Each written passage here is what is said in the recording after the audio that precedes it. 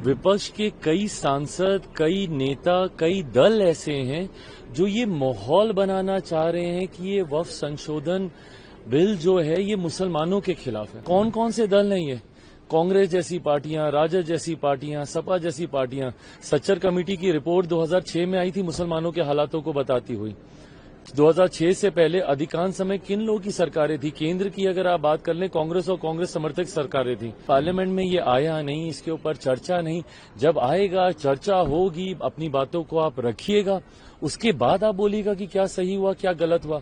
इन anticipation पहले से ही ये सारी बातें कर कर समाज के बीच में गलत संदेश देना, उनको भ्रमित करना, ये कतई उचित नहीं है। बिल को लेकर रिजोल्यूशन पास किया है केंद्र सरकार के खिलाफ।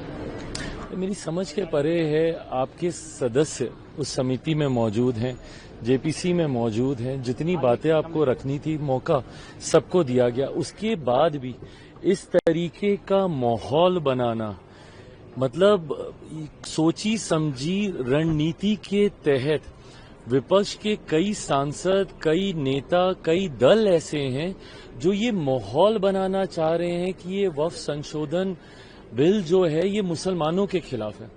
मेरी समझ के परे है कि इस तरीके से मुसलमानों के बीच में आप अपनी राजनीतिक रोटियां सेकने की सोच से, और कौन कौन से दल नहीं है?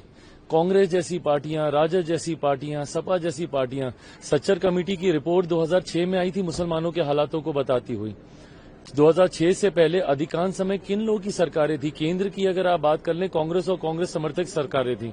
मैं अगर अपने राज्य बिहार की बात करूं तो 15 साल तक लगातार राजद की सरकार थी। उसके बाद भी मुसलमानों के हालात इतने बदतर थे। और आज आप सबसे बड़े उनके मसीहा बनते हुए उनके बीच में ये भ्रम फैलाने का प्रयास कर रहे हैं कि वक्फ संशोधन में ऐसी चीजें कर दी गई हैं जिससे पता नहीं मुसलमानों का कितना अहित हो गया।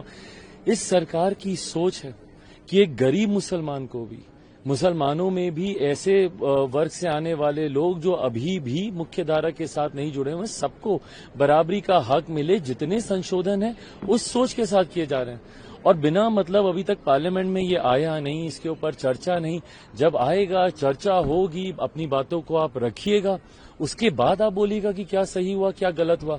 इन एंटीसिपेशन पहले से ही ये सारी बातें कर कर समाज के बीच में गलत संदेश देना, उनको भ्रमित करना, ये कतई उचित नहीं है। राज्य एक सवाल इसी संदर्भ में है कि कल पटना में इसी को लेकर all India Muslim personal law board के और तमाम लोगों ने वहां प्रोटेस्ट किया, और इस प्रोटेस्ट में तमाम राजद के नेता शामिल हुए, प्रशांत किशोर शामिल होते हैं, और पटना सेंटर बनता है। क्योंकि पटना में चुनाव होने वाले हैं, बिहार में चुनाव। बिल्कुल, ये सारी चीजें राजनीतिक दृष्टि से की जा रही हैं। बिहार में चुनाव है, इसीलिए आज सबको मुसलमानों की वहां पे याद आ रही है।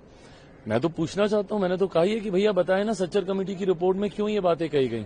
बताएं, राजद जवाब देना कि भाई 15 साल तक लगातार आप सत्ता में थे ना, आपका तो समीकरण भी है भाई। आप तो एमवाई को एकदम सीना ठोक के आप बोलते हैं, तो उस एमवाई समीकरण में क्यों एम की हालत ऐसी रह गई? फॉर दैट मैटर वाई की भी हालत आपने कोई सुधारी नहीं है वहां पे, बट आपके एम की हालत इतनी खतर, इतनी बदतर क्यों हो गई? इसका जवाब इन लोगों के पास है नहीं। बट आज क्योंकि चुनाव आ रहे हैं, सब वहां पर जा रहे हैं हितैषी बनने के लिए। और ताज्जुब तो मुझे कई ऐसे मुस्लिम धार्मिक संगठनों से भी है कि भाई आप मुझ पे तो सवाल उठा देते हैं, आप एक ऐसे बेटे पे सवाल उठा रहे हैं जिसके पिता ने अपनी पार्टी को समाप्त कर दिया 2005 में मुस्लिम मुख्यमंत्री बनाने की बात कर। बट इन लोगों से आप सवाल नहीं पूछ रहे जो अपने आप को मुसलमानों का संरक्षक बोलते हुए, उनका हितैषी बोलते हुए, आज तक उन्होंने मुसलमानों को लूटने के अलावा, उनको अपना वोट बैंक बनाने के अलावा उन्होंने कोई काम नहीं किया।